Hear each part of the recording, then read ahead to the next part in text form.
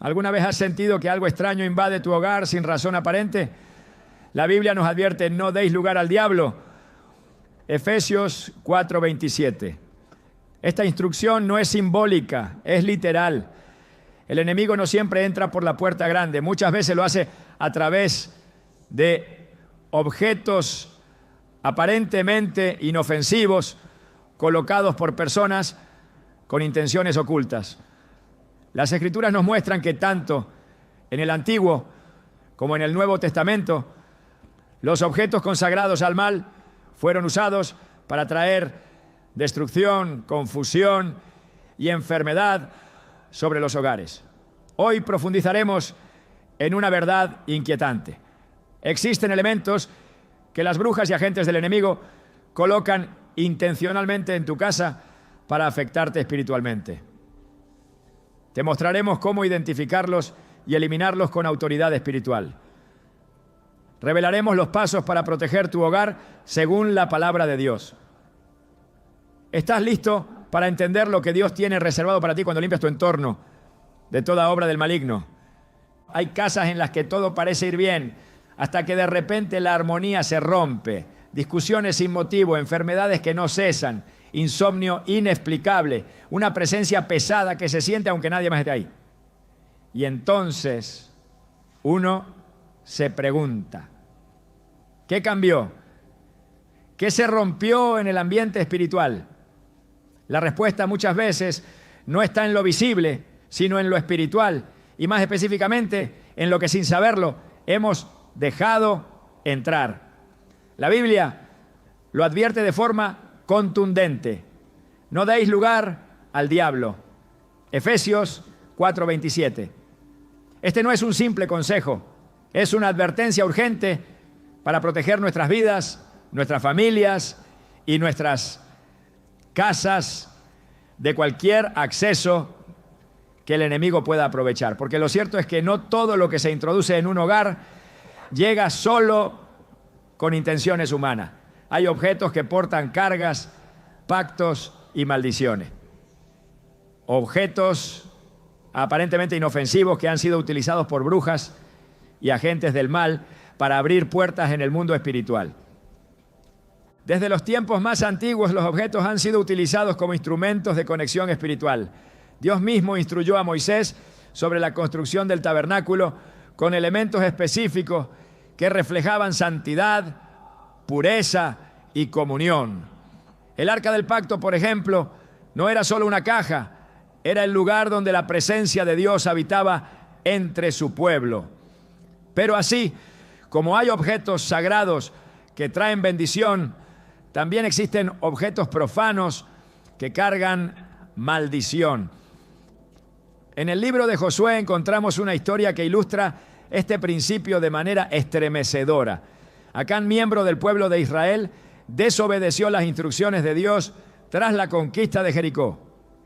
Tomó para sí un manto babilónico, plata y oro, objetos malditos que debían ser destruidos. A simple vista era solo un botín de guerra, pero espiritualmente lo que Acán había llevado al campamento era condenación. Y las consecuencias no se hicieron esperar. Israel, que venía de victoria en victoria, fue derrotado en la batalla siguiente. El pueblo entero sufrió y Dios no volvió a estar con ellos hasta que el objeto maldito fue expuesto y eliminado. Israel ha pecado, han tomado del anatema, por eso no podrán hacer frente a sus enemigos. Josué 7, 11, 12. Este principio espiritual sigue vigente hoy. El enemigo conoce la autoridad del creyente. Sabe que un hijo de Dios cubierto por la sangre de Cristo es intocable, a menos que haya una puerta abierta. Y una de las formas más comunes y sutiles de abrir esas puertas es a través de objetos que entran en la casa sin ser discernidos. No se trata de superstición ni de paranoia. Se trata de realidades espirituales que muchos ignoran, pero que tienen efectos devastadores. Cuadros, estatuas, libros, joyería, muñecos, figuras decorativas. La lista puede ser larga, no por su forma externa, sino por su origen espiritual. Muchos de estos objetos han sido dedicados en rituales, han sido parte de ceremonias oscuras o han sido preparados intencionalmente para llevar ataduras a donde sean colocados. La intención del brujo no es estética. Su intención es clara: entrar sin ser visto, contaminar sin ser detectado, oprimir sin ser culpado. Hay hogares donde la presencia de Dios ha sido desplazada poco a poco, no por pecado deliberado, sino por ignorancia. La Biblia dice en Oseas 4:6, mi pueblo perece por falta de conocimiento. Y en este tema, la falta de conocimiento cuesta caro, porque mientras tú decoras tu sala con una figura que crees artística, el enemigo la usa como punto de contacto. Mientras colocas en tu habitación una joya heredada que no conoces, una maldición ancestral puede estar activándose. Mientras aceptas un objeto de segunda mano, sin discernimiento ni oración, puedes estar firmando la entrada legal del enemigo a tu espacio. El mundo espiritual es legalista. El diablo no puede entrar donde Dios reina, a menos que encuentre legalidad. Y esa legalidad se abre cuando el creyente permite en su entorno objetos que han sido utilizados para pactos, invocaciones o rituales contrarios a la voluntad de Dios. Tal como en el caso de Acán, no es el tamaño del objeto lo que importa, sino el tipo de carga espiritual que lleva. Algunos preguntan, ¿pero cómo saber si algo es maldito? La respuesta es, por sus frutos. Desde que ese objeto llegó hay opresión, enfermedades sin diagnóstico, ruidos extraños, ambientes pesados, discusión constante. Jesús enseñó que por los frutos conoceríamos las cosas. Y aunque no todo tiene raíz espiritual, muchas veces los síntomas invisibles revelan un origen más profundo de lo que parece. He conocido historias de familias que comenzaron a experimentar sombras por las noches después de haber aceptado como regalo un adorno traído de tierras donde se practica la santería. Personas que veían su economía quebrarse sin explicación desde que colocaron un cuadro místico en la oficina. Mujeres que sufrían constantes ataques espirituales en su habitación sin saber que debajo del colchón había una bolsita escondida colocada por alguien con intenciones oscuras. Nada es casualidad en el mundo espiritual. Y cuando algo no cuadra en lo físico, es necesario revisar lo espiritual. Porque a veces el origen del caos no está en una mala decisión financiera, sino en un objeto consagrado al enemigo que está contaminando todo lo que tocas. La Escritura es clara sobre cómo actuar en estos casos. En Hechos 19:19, muchos de los que habían practicado artes mágicas se convirtieron al Evangelio. Y lo primero que hicieron fue traer sus libros de hechicería y quemarlos públicamente. No los vendieron, no los regalaron, no los guardaron por si acaso, los destruyeron, porque entendieron que el poder de esos objetos no era simbólico, era real. Y la única forma de cortar con la opresión que traían era eliminarlos completamente. Este principio aplica hoy. No basta con guardar lo que es impuro, no basta con no usarlo más. Hay que romper el vínculo, destruir el punto de contacto, cancelar la legalidad. Muchos creyentes están orando por libertad mientras duermen al lado de cadenas espirituales. Están pidiendo restauración mientras conservan reliquias de prácticas paganas. Claman por sanidad mientras en la estantería tienen elementos que fueron parte de rituales satánicos, aunque lo ignoren. Y aquí es donde la ignorancia se vuelve arma del enemigo. Por eso es urgente despertar, abrir los ojos, examinar el hogar con la guía del Espíritu Santo y actuar con determinación. El enemigo odia los hogares cristianos. Su deseo es dividir, destruir y contaminar. Jesús lo dijo en Juan 10:10. El ladrón no viene sino para hurtar, matar y destruir. Pero Jesús vino para que tengamos vida, y vida en abundancia. Esta abundancia también incluye la paz en el hogar, la armonía familiar, el descanso en el alma, la claridad espiritual. Y nada de eso será posible si dejamos que el enemigo tenga un altar en medio de nuestra sala. Porque eso es lo que hacen estos objetos. Establecen pequeños altares al enemigo, aunque no los veamos con los ojos naturales. Y mientras estén allí, será difícil mantener una atmósfera limpia y un entorno espiritualmente sano. Hay una razón por la que Dios fue tan enfático con el pueblo de Israel en cuanto a no traer al campamento nada que hubiera sido ofrecido a otros dioses. Él sabía que esos objetos llevaban consigo no solo formas, sino presencias. Y donde hay presencia demoníaca, hay ruina. Así de sencillo, lo vemos una y otra vez en las Escrituras. Desde los ídolos que contaminaron el templo, hasta los objetos dedicados a Baal que trajeron juicio sobre las casas. Nada que esté ligado al reino de las tinieblas puede coexistir con la gloria de Dios. El aceite y el agua no se mezclan. La luz y las tinieblas no conviven. Es por eso que cuando una persona se consagra a Dios, también debe consagrar su casa, sus pertenencias, su entorno. No se puede vivir en dos reinos a la vez. Hay que elegir a quién le damos espacio. No se trata de vivir con miedo, sino con discernimiento. El Espíritu Santo nos fue dado para guiarnos a toda verdad. Si le pedimos, Él revelará si hay algo en nuestra casa que necesita ser eliminado. Si le pedimos, Él traerá convicción, mostrará lo que a nuestros ojos es invisible, pondrá luz donde hay sombra. Y cuando esa revelación llegue, no hay que dudar, hay que actuar, porque cada día que pasa con ese objeto en casa es un día más de puertas abiertas al enemigo. La buena noticia es que en Cristo hay autoridad. No importa cuán oscuro sea el objeto, no importa cuán fuerte fue el rito con el que fue consagrado, no importa cuántos años ha estado en tu casa. Cuando decides consagrar tu hogar a Dios y eliminar todo lo que no le pertenece, su poder es inmediato. La atmósfera cambia, el ambiente se limpia, la paz regresa, porque donde antes había un altar para el enemigo, ahora hay adoración al Dios vivo. Y eso transforma todo. Por eso, si en tu corazón hay inquietud al escuchar estas palabras, no la ignores.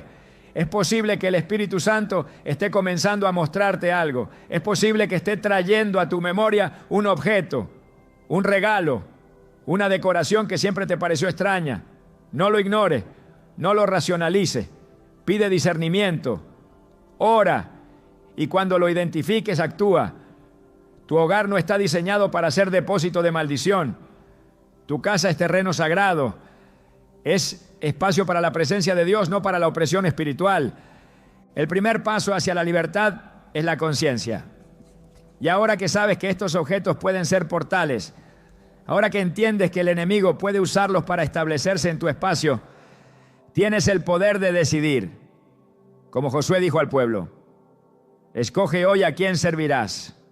Pero yo y mi casa serviremos al Señor.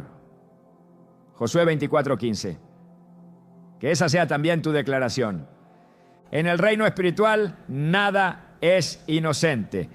Cada objeto, cada forma, cada símbolo puede ser una representación de principios celestiales o una herramienta al servicio de las tinieblas.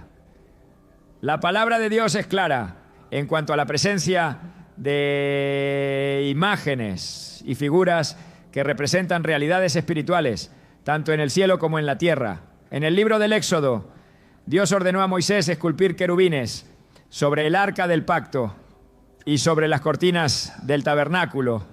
no como objetos de adoración, sino como reflejos de una realidad celestial. Esos símbolos eran sagrados porque representaban lo santo, lo puro, lo eterno. Sin embargo, el enemigo ha replicado ese mismo principio con fines contrarios. Lo que en las manos de Dios es revelación, en las manos del adversario se convierte en deformación. Desde los primeros libros de la Biblia, el Señor advirtió a su pueblo sobre el uso de imágenes talladas que tuvieran una función espiritual. En Deuteronomio 7, 25 a 26, Dios declara: las esculturas de sus dioses quemarás en el fuego. No codiciarás plata ni oro de ellas para tomarlo para ti, para que no tropieces en ello, pues es abominación a Jehová tu Dios. No traerás cosa abominable a tu casa, para que no seas anatema como ella. Aquí el mandamiento no es figurado ni abierto a interpretación. Dios no permite que lo impuro comparta espacio con lo consagrado. La imagen tallada, si ha sido dedicada a dioses falsos o cargada espiritualmente, es una abominación, y llevarla al hogar es traer maldición. Hay símbolos y figuras que son diseñados específicamente para atraer, contener o canalizar energía espiritual contraria a Dios. El enemigo, siendo imitador de lo sagrado, ha desarrollado un lenguaje visual a través del cual opera en los hogares. Cada trazo, cada diseño, cada representación cargada de intención espiritual puede abrir puertas, incluso sin conocimiento del que lo posee. Esto es posible porque el mundo espiritual no responde únicamente a la intención del hombre, sino al origen del objeto y a los pactos que lo rodean. Una figura puede parecer decorativa, incluso bella, pero si ha sido concebida en un contexto ocultista, es capaz de establecer un vínculo real con fuerzas de oscuridad. La ignorancia no anula la legalidad espiritual. Por eso, lo que para el ojo natural puede parecer arte, para el mundo invisible puede ser un altar activo. La Biblia condena la idolatría en todas sus formas, no solo como la adoración consciente de una figura, sino también como la presencia tolerada de representaciones que evocan divinidades ajenas al Dios de Israel. El segundo mandamiento, registrado en Éxodo 20, 4 a 5, es categórico. No te harás imagen ni ninguna semejanza de lo que esté arriba en el cielo, ni abajo en la tierra. No te inclinarás a ellas ni las honrarás. Este mandato no solo se refiere al acto de postrarse, sino también al hecho de permitir que esos objetos compartan espacio con la presencia del Dios vivo. Cuando en el corazón del hogar hay símbolos de culturas paganas, imágenes cargadas de misticismo o figuras asociadas a dioses extranjeros, se interrumpe la atmósfera espiritual que Dios desea establecer. El enemigo ha popularizado formas, íconos y símbolos que están presentes en millones de hogares sin levantar sospecha. Estas representaciones no fueron diseñadas al azar, han sido creadas a lo largo de siglos para ser portadoras de intenciones ocultas. Muchas de ellas derivan de religiones paganas, prácticas esotéricas o escuelas de pensamiento gnóstico que niegan la supremacía de Jesucristo.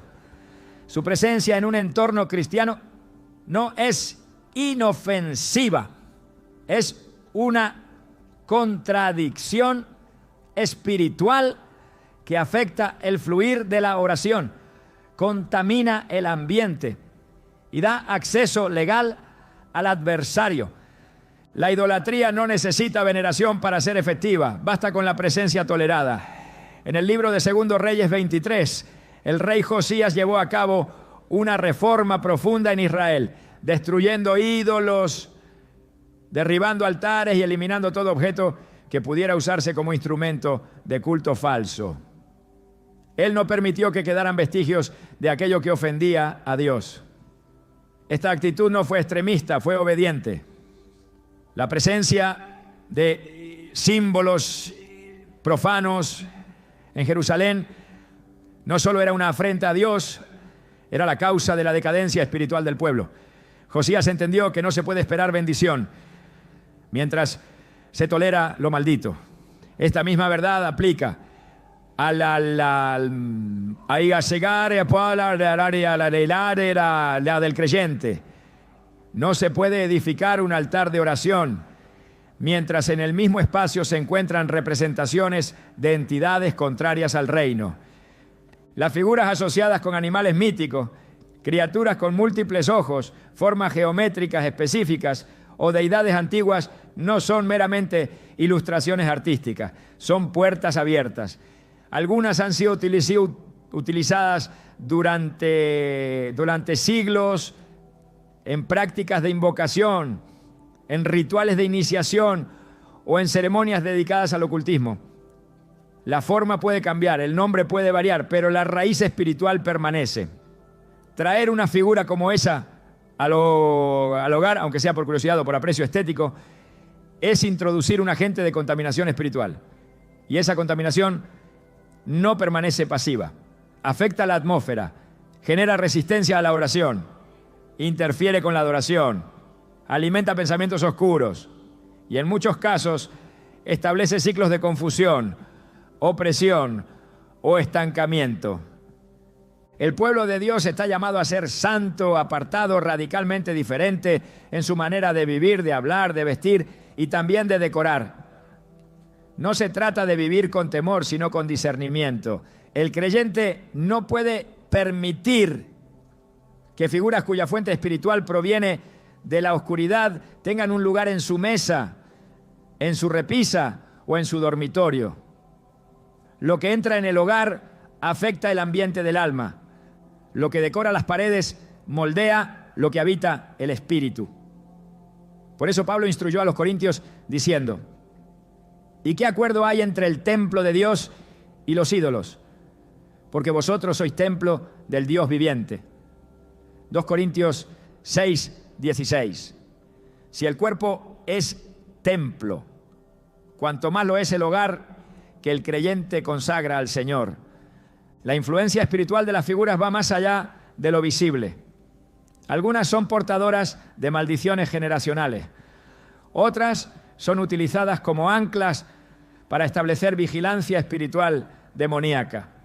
Hay representaciones que sirven como canales de transferencia de espíritus, donde la sola presencia activa manifestaciones que afectan el descanso, las relaciones y la prosperidad. En los tiempos bíblicos, los ídolos no eran simples esculturas, eran centros de actividad espiritual. Donde había un ídolo, había influencia. Donde había influencia, había esclavitud. Y donde había esclavitud, había juicio. Este principio es inmutable. Si hay símbolos que glorifican la rebelión, el esoterismo, el relativismo espiritual o la adoración de dioses falsos, no puede haber comunión con el Espíritu Santo en ese lugar. En Apocalipsis 2:14, Jesús reprende a la iglesia de Pérgamo por tolerar doctrinas y prácticas idolátricas. Esta reprensión no fue por lo que enseñaban abiertamente, sino por lo que permitían en silencio. Dios no bendice lo que se tolera en desobediencia. No hay neutralidad en el ámbito espiritual. Cada objeto que se introduce en el hogar refleja una postura. O glorifica a Dios o glorifica al enemigo. O edifica el altar del Señor o sostiene el altar de la confusión. No hay punto medio. El hogar del creyente debe ser un lugar de santidad, no un depósito de artefactos contaminados. La belleza de un objeto no puede justificar su origen. La historia cultural no puede anular el mandato de separación. La tradición no puede estar por encima de la verdad espiritual. A lo largo de la historia bíblica, cada vez que el pueblo de Dios permitió la entrada de imágenes ajenas, se desató un proceso de decadencia espiritual. No porque la figura tuviera poder en sí misma, sino porque su presencia representaba una rendición interna. Era una señal de que algo en el corazón se había doblegado. Lo externo revela lo interno. Y cuando se permite que lo profano coexista con lo santo, Se pierde autoridad, se debilita la oración, se interrumpe el fluir de la gracia. El creyente que desea caminar en libertad no solo debe cerrar puertas obvias como el pecado, la desobediencia o la rebelión, sino también debe revisar con atención cada rincón de su casa. No hay lugar que el enemigo no quiera infiltrar. No hay habitación que no esté en su agenda. Si encuentra una figura que le pertenece, reclamará legalidad. Y si la encuentra expuesta, activa, visible, no necesitará permiso para operar. Su presencia será suficiente. La limpieza espiritual comienza con el discernimiento visual. El ojo entrenado por la palabra y guiado por el Espíritu Santo puede identificar lo que no armoniza con la santidad. No se necesita una manifestación demoníaca para saber que un símbolo es contrario a Dios. Basta con conocer la verdad, porque la verdad ilumina, la verdad confronta, la verdad revela. Y cuando el creyente camina en la luz, todo objeto que fue hecho en tinieblas queda expuesto. En ese momento, la decisión es clara: destruir o tolerar, derribar o justificar. Y la elección que se tome determinará el nivel de libertad que se experimentará. El tiempo en que el pueblo de Dios podía ignorar estos temas ha terminado. Vivimos días donde las tinieblas avanzan sin pudor y donde la batalla espiritual se libra incluso en los detalles. Los símbolos son parte de esa batalla. No son simples dibujos, son declaraciones espirituales. Cada uno proclama un reino, el reino de Dios o el reino de las tinieblas. Y cuando esos símbolos son introducidos al hogar, se convierten en embajadores espirituales del reino que representan. Por eso, si se desea vivir bajo la cobertura de Dios, es necesario examinar con rigurosidad qué imágenes están siendo toleradas. No se puede pedir protección mientras se honra lo impuro. No se puede declarar victoria mientras se convive con lo que representa derrota. No se puede caminar en autoridad mientras se conservan símbolos de opresión. La santidad no es una opción, es una condición para la presencia. Y donde hay presencia de Dios, no hay espacio para lo que Él aborrece. Uno de los métodos más silenciosos y eficaces que el enemigo utiliza para infiltrar hogares consagrados a Dios es el disfraz de la generosidad. El regalo, en apariencia inofensivo, ha sido empleado desde tiempos antiguos como medio de transferencia espiritual. El enemigo conoce la naturaleza emocional del ser humano, su inclinación a confiar en aquello que viene envuelto en amabilidad o afecto, y lo usa para traspasar fronteras que de otra forma le estarían prohibidas. La Escritura enseña que incluso Satanás se disfraza como ángel de luz, 2 Corintios 11:14. Y dentro de ese disfraz muchas veces hay un objeto, una pieza, un presente que ha sido consagrado a su servicio. El receptor no lo sabe, pero al aceptarlo también acepta lo que espiritualmente carga. Este principio no es nuevo. En el libro de Números, capítulo 22, se relata cómo Balac, rey de Moab, intentó destruir al pueblo de Israel no mediante armas, sino a través de una maldición disfrazada de palabra. Para esto ofreció a Balaam riquezas y regalos con el propósito de que él profetizara en contra del pueblo de Dios. Aunque Balaam fue impedido por Dios de maldecir, el intento reveló una estrategia espiritual: usar dádivas como canal de influencia maligna. El regalo puede ser un acto externo, pero en el mundo invisible puede representar un pacto, una entrada, una transferencia.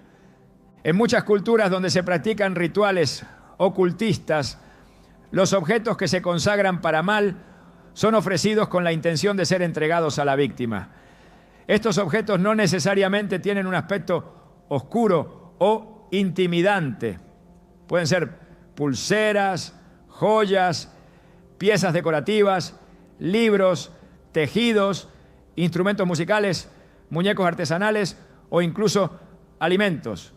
Lo que define su peligro no es su forma, sino el propósito espiritual con el que fueron preparados.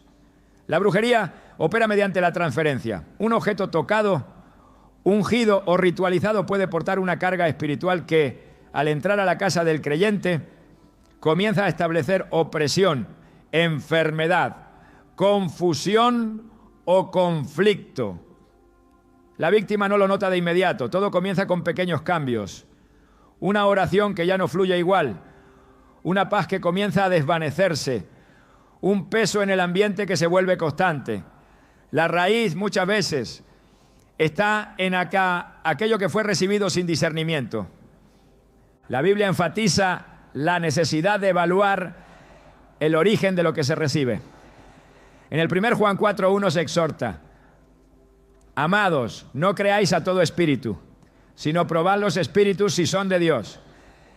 Esta instrucción no se limita a palabras proféticas, sino que se extiende al contexto espiritual de cualquier cosa que se introduce en el ámbito del creyente. El espíritu detrás de un objeto puede ser probado, no con juicio humano, sino con la guía del Espíritu Santo.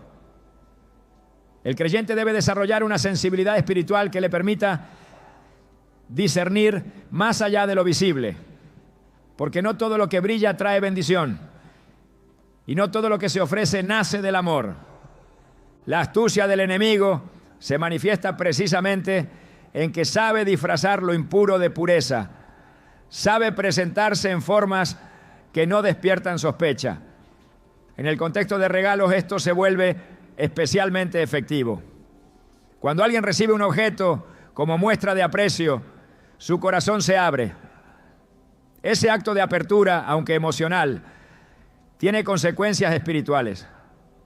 Abrir el corazón sin discernimiento es como abrir la puerta del hogar sin preguntar quién llama. En ese espacio, lo espiritual se infiltra y una vez dentro comienza a operar. La historia del pueblo de Israel muestra repetidamente que los objetos traídos del exterior, si no eran consagrados al Dios verdadero, traían consigo contaminación. En Josué 6:7 Dios advirtió que todo lo que se hallara en Jericó debía ser destruido, pues era anatema. A pesar de la advertencia, Acán tomó parte del botín y lo ocultó. Su acto fue visto por Dios como una traición espiritual. El juicio no fue solo sobre él, sino sobre toda la nación. Esta historia establece un principio inquebrantable. Lo que ha sido tocado por lo maldito, al entrar en contacto con lo consagrado, genera conflicto espiritual. El regalo que parece inocente puede, si fue preparado en rebelión, desatar caos en lo que estaba en orden. El enemigo ha perfeccionado esta estrategia, especialmente en ambientes donde el discernimiento ha sido apagado. En un mundo que valora lo estético sobre lo espiritual, es fácil justificar la permanencia de un objeto porque fue obsequio de alguien querido, porque representa un recuerdo o porque su apariencia no sugiere peligro alguno. Pero el mundo espiritual no opera por apariencia, opera por esencia. Si el origen de un objeto fue la brujería, el espiritismo, el esoterismo o la manipulación espiritual, ese objeto no puede ser neutralizado con indiferencia. Su presencia es una puerta abierta y mientras esté en el hogar, el enemigo encontrará un lugar desde donde operar. El principio de santificación implica separación. Cuando algo ha sido apartado para Dios, no puede compartir espacio con lo que fue apartado para el mal. Esta es una verdad espiritual que trasciende culturas, épocas,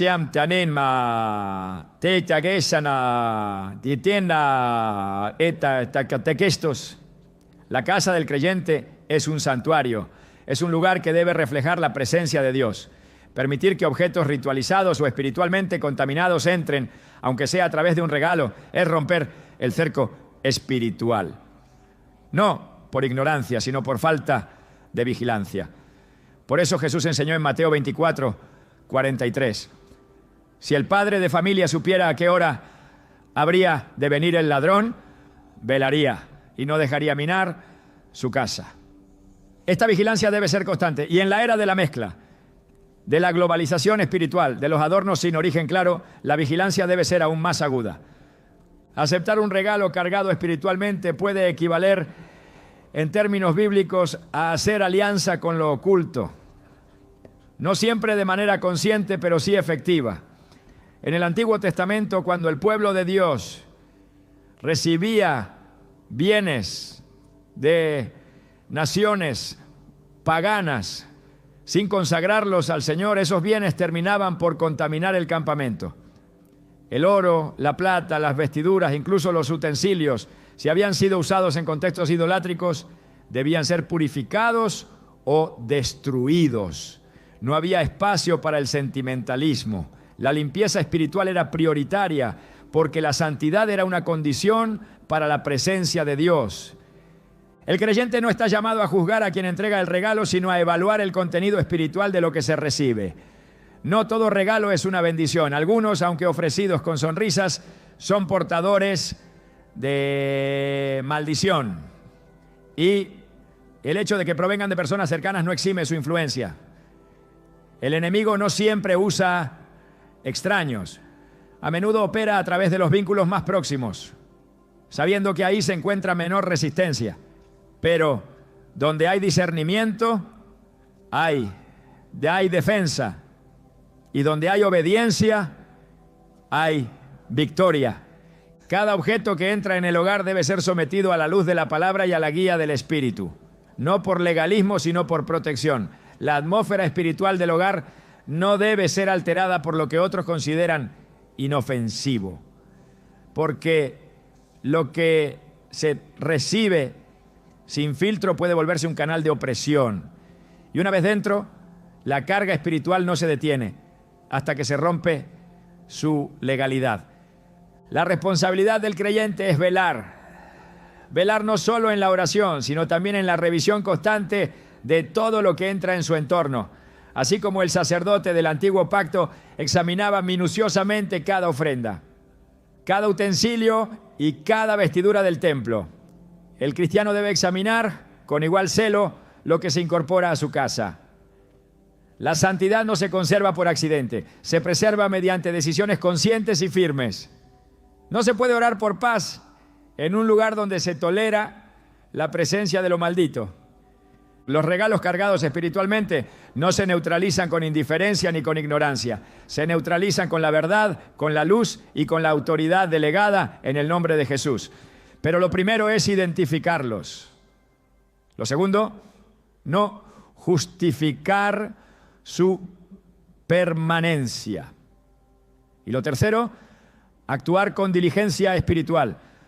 Porque lo que fue preparado para tu caída no tiene por qué permanecer donde Dios ha decretado victoria. El mundo espiritual no es silencioso, aunque muchas veces opera en lo invisible. Sus efectos se manifiestan con una claridad que solo puede negar aquel que ha cerrado su espíritu a la verdad. No todo lo que ocurre dentro de un hogar tiene su origen en el plano físico. Las tensiones, los sueños perturbadores, las sensaciones de peso inexplicable, las discusiones que estallan sin causa aparente, los pensamientos oscuros que aparecen en medio de la noche, las enfermedades que resisten tratamiento, todo eso puede ser señal de algo más profundo. Hay manifestaciones espirituales que no surgen de la imaginación ni del azar, se activan, se alimentan, se mantienen porque algo en ese lugar les dio legalidad para operar. Y cuando eso sucede no basta con ignorarlo, tampoco basta con racionalizarlo, es necesario discernirlo. La Escritura no oculta esta realidad. Desde el Génesis hasta el Apocalipsis, Dios muestra cómo lo espiritual interfiere directamente en lo natural. El ambiente de un lugar puede cambiar cuando lo santo entra, pero también cuando lo profano se instala. Así como la presencia de Dios llenaba el tabernáculo con gloria, así también la presencia de lo impuro puede llenar un espacio con opresión. No se trata de simbolismo, es manifestación real. Lo que está consagrado al mal no permanece inerte, opera. Y su presencia altera el ambiente, moldea actitudes, distorsiona pensamientos, desgasta relaciones. Cuando un objeto consagrado a fuerzas contrarias a Dios es introducido en un hogar, lo primero que comienza a cambiar es la atmósfera. Hay una pérdida paulatina de paz. Las oraciones se sienten estancadas. La lectura de la palabra se vuelve difícil. El descanso se interrumpe. El ánimo decae. Nada externo parece justificar lo que ocurre, pero internamente algo se ha desplazado. Lo que antes fluía en el espíritu, ahora encuentra resistencia. No porque Dios haya cambiado, sino porque el lugar ha sido invadido. Las tinieblas no necesitan gritar para ser efectivas. Su estrategia preferida es instalarse en silencio, volverse parte del paisaje, operar sin ser detectadas. Y si el creyente no vigila, si no examina, si no confronta, esa presencia se afianza. En 1 Samuel 16:14 se relata que el espíritu de Jehová se apartó de Saúl y un espíritu malo comenzó a atormentarlo. Este pasaje revela un principio espiritual poderoso. Cuando lo divino se retira, lo contrario entra.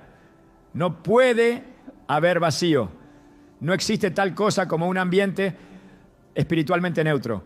O está lleno del Espíritu Santo o está siendo ocupado por otra influencia.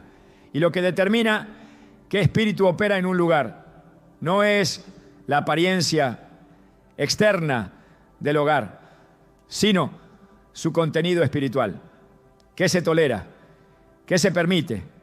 ¿Qué objetos están presentes? ¿Qué puertas están abiertas? La Biblia también habla de la importancia del ambiente espiritual de los lugares.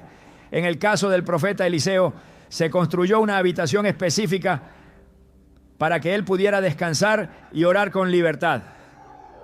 Esa habitación fue bendecida porque el ambiente era consagrado, preparado, limpio. En contraste, en Marcos 5, cuando Jesús entra en la región de Gadara, lo primero que encuentra es un hombre poseído que habitaba entre sepulcros. El territorio estaba espiritualmente cargado. No era casualidad. Los demonios habían tomado espacio y su presencia no solo afectaba al hombre, sino también a la atmósfera del lugar, tanto que los habitantes temían, evitaban, se alejaban. Lo espiritual no se ve, pero se siente. Y cuando la atmósfera está contaminada, la evidencia no se manifiesta solo en el cuerpo, sino en la mente, en el ánimo, en las emociones, en los vínculos. Un hogar que ha sido invadido por objetos malditos no siempre mostrará una manifestación dramática.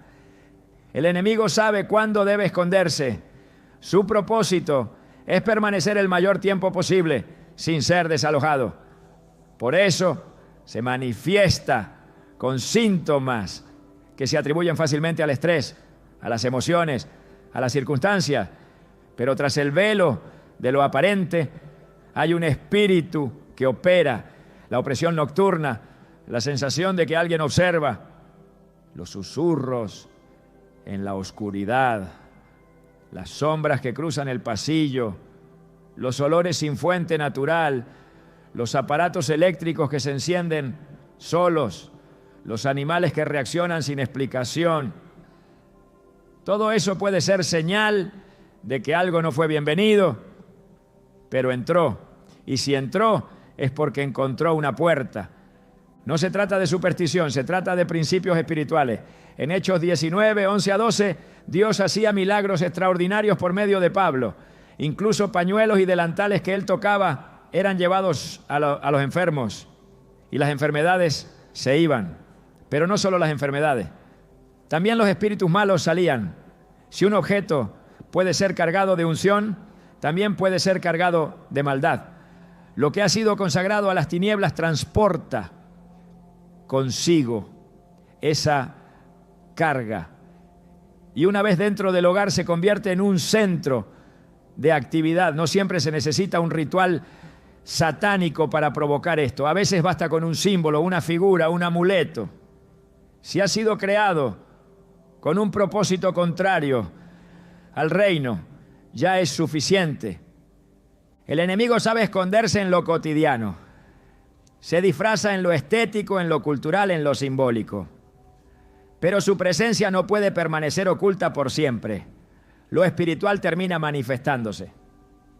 Si hay confusión mental que se intensifica sin razón, si hay división entre los miembros del hogar sin causa clara, si hay una tristeza que se vuelve persistente, si los sueños son turbios o violentos, si los niños temen entrar a ciertas habitaciones, si la oración se convierte en lucha estéril, todo eso debe ser tomado en serio. No se trata de miedo, sino de alerta. La autoridad que tenemos en Cristo no funciona automáticamente. Se activa con obediencia, con limpieza, con discernimiento. En Efesios 6:12, Pablo enseña que nuestra lucha no es contra sangre y carne, sino contra principados, contra potestades, contra gobernadores de las tinieblas de este siglo, contra huestes espirituales de maldad. Esta lucha no siempre ocurre en el templo o en la calle. Muchas veces la batalla más intensa ocurre en casa. Y si el terreno está contaminado, el enemigo tendrá ventaja. La atmósfera de una casa consagrada es como un altar constante. El enemigo no puede resistir una atmósfera llena del Espíritu. Pero si encuentra una grieta, si haya un objeto que le pertenece, reclamará espacio. El pueblo de Israel, al entrar en la tierra prometida, fue instruido a destruir todo objeto dedicado a los dioses de las naciones que habitaban allí. No solo se les dijo que los evitaran, sino que los derribaran, los rompieran, los quemaran, porque el Señor sabía que mientras esos objetos permanecieran, su influencia espiritual se mantendría activa. La idolatría no se disuelve con indiferencia, se destruye con acción. Y lo mismo ocurre hoy. No basta con aceptar que algo no agrada a Dios. Es necesario eliminarlo para que la atmósfera sea restaurada. En los evangelios, cuando Jesús llegaba a un lugar, los demonios se manifestaban, no porque Él los provocara, sino porque su presencia los incomodaba. Donde hay luz verdadera, lo oculto sale a la superficie. Si en tu casa la presencia de Dios no fluye con libertad, si la adoración se siente bloqueada, si el silencio no transmite paz sino tensión, algo está impidiendo el fluir. Y si lo espiritual no se activa en favor de la casa, es posible que algo esté activando lo contrario. La atmósfera no miente. Lo que se respira en un lugar revela quién está operando allí. Hay hogares donde la enfermedad se ha convertido en rutina, donde los ciclos de pérdida se repiten una y otra vez, donde los matrimonios viven en constantes crisis, donde los hijos no pueden dormir tranquilos, donde el sustento económico parece desvanecerse sin razón. Nada de eso es normal, nada de eso es parte del diseño de Dios. Todo lo que es constante, todo lo que resiste la oración, todo lo que se ha vuelto patrón debe ser investigado. Porque el enemigo no solo ataca desde fuera, muchas veces opera desde dentro, desde un objeto, desde una figura, desde un elemento que fue ignorado, pero que nunca dejó de actuar. La oración tiene poder, pero ese poder se activa con obediencia. No se puede declarar victoria sobre una casa contaminada sin primero limpiar el terreno. La sangre de Cristo limpia, pero el corazón debe estar dispuesto a desalojar lo que se ha tolerado. La unción libera, pero necesita espacio. El Espíritu Santo no comparte habitación con ídolos, con símbolos del ocultismo, con objetos que fueron consagrados a deidades contrarias. Donde hay luz verdadera, lo demás debe salir. La manifestación espiritual no es una amenaza para el creyente obediente, es una señal de que el enemigo fue detectado. Y esa detección debe ser seguida por acción, no por temor, sino por convicción. El que limpia su casa verá la diferencia. El que consagra su espacio experimentará la libertad. La atmósfera del hogar debe reflejar la atmósfera del cielo. Paz, orden, presencia, dirección. Y si algo está interfiriendo con eso, no es de Dios. La casa del creyente no es solo refugio físico, es altar, es santuario, es lugar de adoración. No se puede permitir que lo profano contamine lo santo. Donde el Espíritu de Dios habita, hay libertad. Y esa libertad comienza cuando lo oculto es traído a la luz. No basta con orar, hay que revisar. No basta con pedir, hay que actuar. Y cuando la atmósfera sea restaurada, todo lo que estaba oprimido comenzará a fluir, porque Dios honra al que le honra. Y una casa limpia es una casa lista para ser habitada por su gloria. Cuando el enemigo ha logrado entrar a una casa a través de objetos contaminados, la única forma de restaurar la atmósfera espiritual es mediante una limpieza profunda. Una limpieza que no es física, sino espiritual, basada en principios establecidos por la palabra de Dios. Porque no basta con identificar el problema, es necesario remover la causa. Y no basta con removerla externamente, hay que romper toda legalidad interna. No existe neutralidad en la guerra espiritual, o se consagra o se contamina, o se edifica altar al Dios vivo o se le da lugar al enemigo. Y si lo que ha entrado fue diseñado para establecer opresión, su permanencia solo multiplicará el daño. La limpieza espiritual del hogar no es opcional para quien desea vivir en libertad. Es una urgencia que no puede esperar. Desde el Antiguo Testamento, Dios instruyó a su pueblo sobre la necesidad de destruir todo aquello que representara idolatría, prácticas ocultas o consagración a lo profano. En Deuteronomio 7:26 dice claramente: y no traerás cosa abominable a tu casa, para que no seas anatema como ella. La aborrecerás del todo y la abominarás, porque es anatema. Esta instrucción no estaba dirigida a templos ni a ciudades paganas. Era una orden directa para el hogar. Dios conocía el principio. Lo que se tolera dentro se activa. Lo que se guarda por afecto termina gobernando por legalidad. Y cuando el objeto es maldito, su presencia basta para contaminar todo lo demás. Por eso el mandamiento no era almacenarlo, ni ignorarlo, ni apartarlo. Era destruirlo. La limpieza espiritual comienza en el corazón, pero se manifiesta en los actos. No hay redención sin arrepentimiento y no hay restauración sin acción. Es necesario que el creyente se levante con convicción y autoridad para examinar cada rincón de su hogar. No para buscar con paranoia, sino para actuar con discernimiento. La guía del Espíritu Santo no falla cuando se le invoca con sinceridad. Él revela, Él confronta, Él dirige. Lo que a los ojos naturales puede parecer decoración, para el Espíritu de Dios puede ser una estructura de opresión. Y si es así, debe salir. La autoridad de Cristo en el creyente se activa cuando hay obediencia. Y obedecer significa renunciar a todo lo que está en desacuerdo con el reino. En Hechos 19 se describe cómo aquellos que practicaban artes ocultas al recibir el mensaje del Evangelio no solo creyeron, sino que trajeron sus libros de magia y los quemaron públicamente. El detalle es importante. No los escondieron, no los regalaron, no los vendieron, los destruyeron, porque entendieron que la conexión espiritual con esos objetos no podía romperse con distancia, sino con eliminación. No se trata de un acto simbólico, se trata de un corte legal en el ámbito espiritual. Lo que fue creado para el mal no puede permanecer donde se invoca el nombre de Dios. Lo que fue dedicado a las tinieblas no puede coexistir con la luz.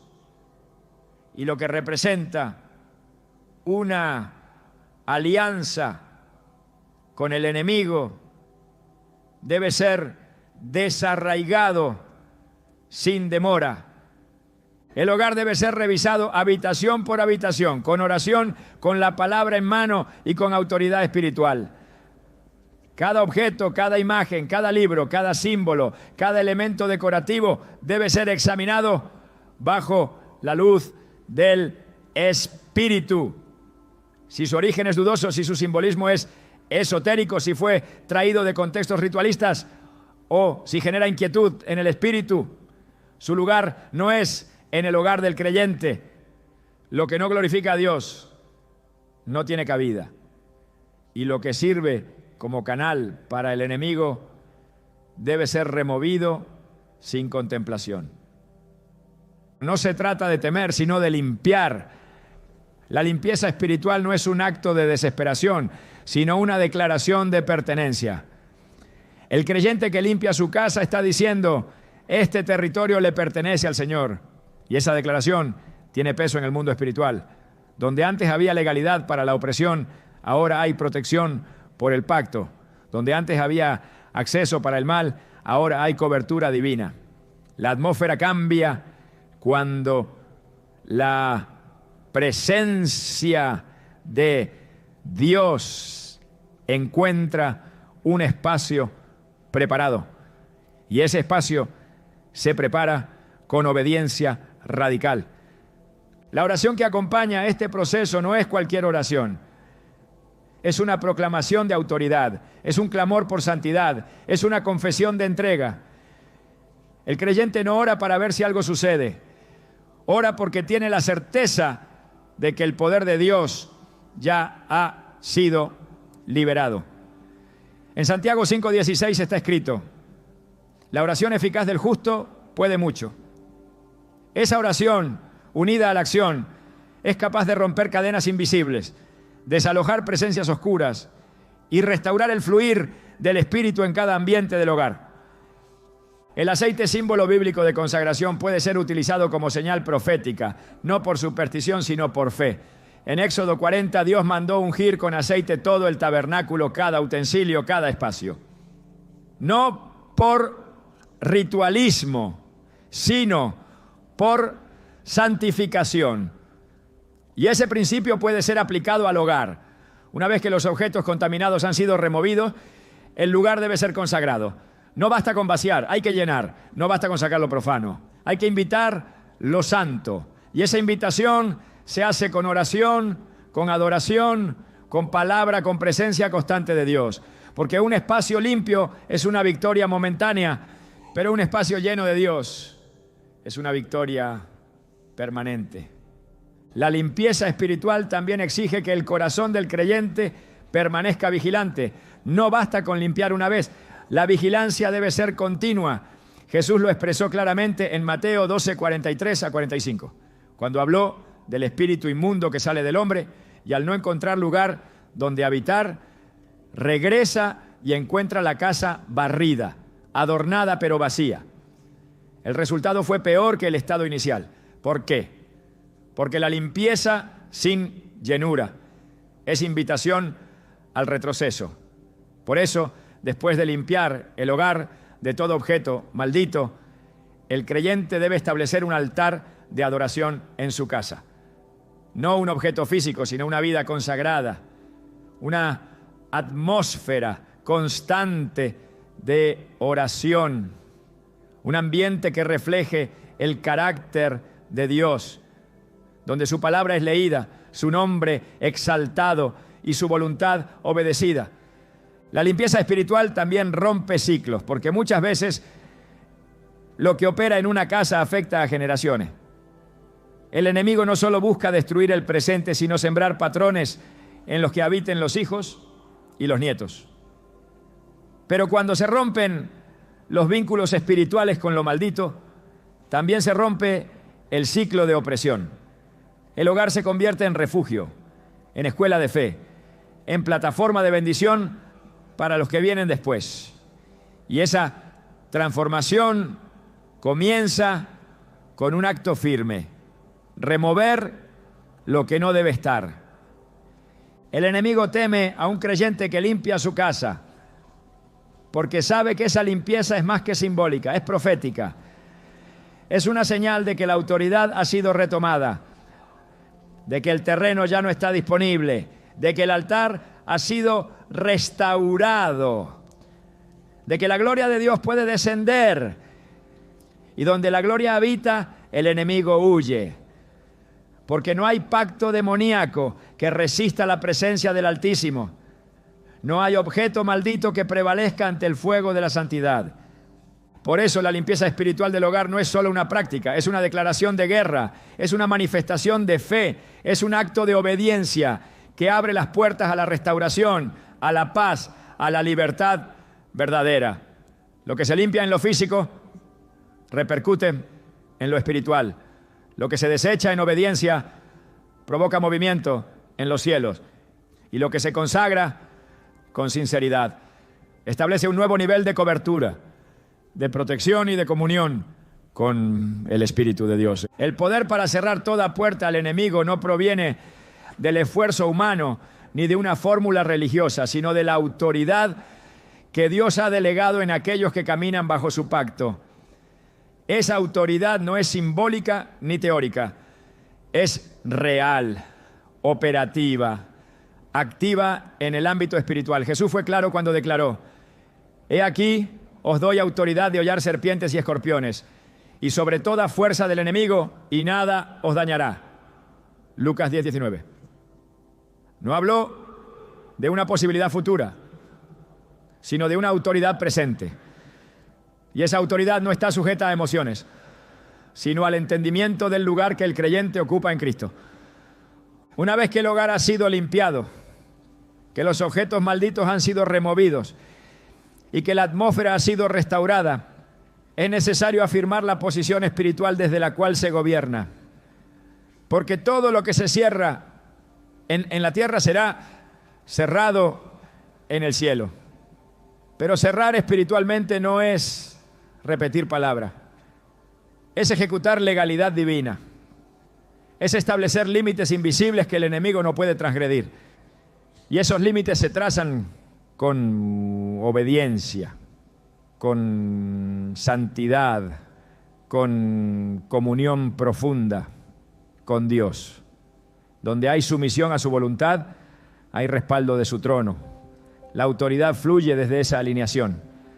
En Efesios 2:6 se afirma que Dios nos resucitó juntamente con Cristo y nos hizo sentar en los lugares celestiales con Él. Esa posición espiritual implica gobierno, vigilancia, dominio. No se trata solo de resistir, sino de avanzar, de recuperar terreno, de decretar que toda obra del adversario queda anulada. El creyente no vive como esclavo de las circunstancias, sino como hijo del Rey. Y donde hay hijos, hay herencia. Donde hay herencia, hay poder. Y donde hay poder, hay libertad. Esa libertad no es tolerancia con las tinieblas, es confrontación directa. Es establecer que ninguna fuerza ajena al reino tiene derecho a operar dentro del territorio consagrado a Dios. La casa que ha sido santificada debe mantenerse bajo cobertura. La oración constante, la adoración sincera y la proclamación de la palabra son pilares que refuerzan la autoridad ya otorgada. Pero incluso más que eso, es la vida íntegra la que sostiene esa autoridad.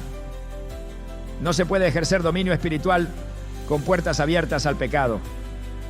Por eso, el que cierra al enemigo, también se cierra al mundo. El que levanta murallas, también levanta el altar. Y desde ese altar, todo lo que es contrario al Espíritu de Dios debe huir. El enemigo no resiste a una casa que se sostiene en la verdad. Una casa que ha sido limpiada, consagrada y gobernada por la palabra es territorio prohibido para toda influencia demoníaca. Y es allí, en esa atmósfera de pureza y autoridad, donde la presencia de Dios habita sin impedimento y con poder creciente. Una casa no es solo el lugar donde se habita, es el reflejo visible de una estructura invisible. Cada rincón habla, cada ambiente comunica, cada objeto tiene voz en el mundo espiritual. Cuando Dios bendice un hogar, no lo hace solo por sus paredes, sino por el altar que allí se levanta. El enemigo también lo sabe. Por eso su ataque no es solamente contra personas, sino contra espacios. Porque el espacio donde habitas puede convertirse en la plataforma de tu crecimiento espiritual o en el campo minado que retrasa tu llamado. No se trata solo de identificar lo que el enemigo coloca, sino de entender lo que Dios quiere establecer. La Escritura revela que donde Dios habita, el entorno se transforma. La casa de Obed-Edom fue bendecida por contener el arca del pacto. Pero lo que trajo bendición no fue la madera ni el oro del arca, sino la presencia. Y esa presencia solo descansa donde hay honra, donde hay santidad, donde hay orden espiritual. El enemigo lucha por ensuciar esos lugares porque sabe que si contamina el altar, interrumpe el fuego. Si logra apagar la adoración, debilita la visión. Si logra instalar una atmósfera adversa, bloquea el propósito.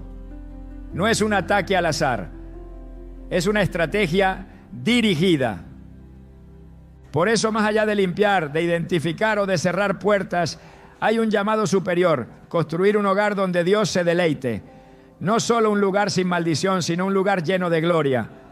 Porque expulsar lo impuro es solo el principio. Lo más poderoso ocurre cuando el espacio se llena de la presencia del Altísimo, cuando las conversaciones reflejan fe, cuando los muros escuchan cánticos, no quejas, cuando la atmósfera provoca descanso en el alma y dirección en el espíritu. Ese es el diseño del cielo para la casa del creyente. En un mundo donde las tinieblas avanzan sin vergüenza, tener un hogar encendido por la luz de Dios es más que necesario, es urgente. La casa se convierte en el primer altar antes que el templo. Es donde se libra la primera batalla y donde también debe surgir la primera victoria. Lo que se permite dentro define lo que se proyecta fuera. Si el altar está vivo, la familia prospera. Si el altar está caído, el enemigo encuentra acceso. Hoy el llamado no es solo a eliminar lo que el enemigo trajo, es a establecer lo que Dios anhela. Que tu casa sea antorcha, no solo refugio. Que sea plataforma, no solo protección. Que sea trinchera, no solo descanso. Porque el hogar del justo no es un lugar pasivo. Es un territorio profético, diseñado para provocar el avance del reino. ¿Estás listo para que tu casa no solo esté limpia, sino que se convierta en un lugar donde la gloria de Dios repose con poder? Ese es el verdadero objetivo y ese es el verdadero llamado.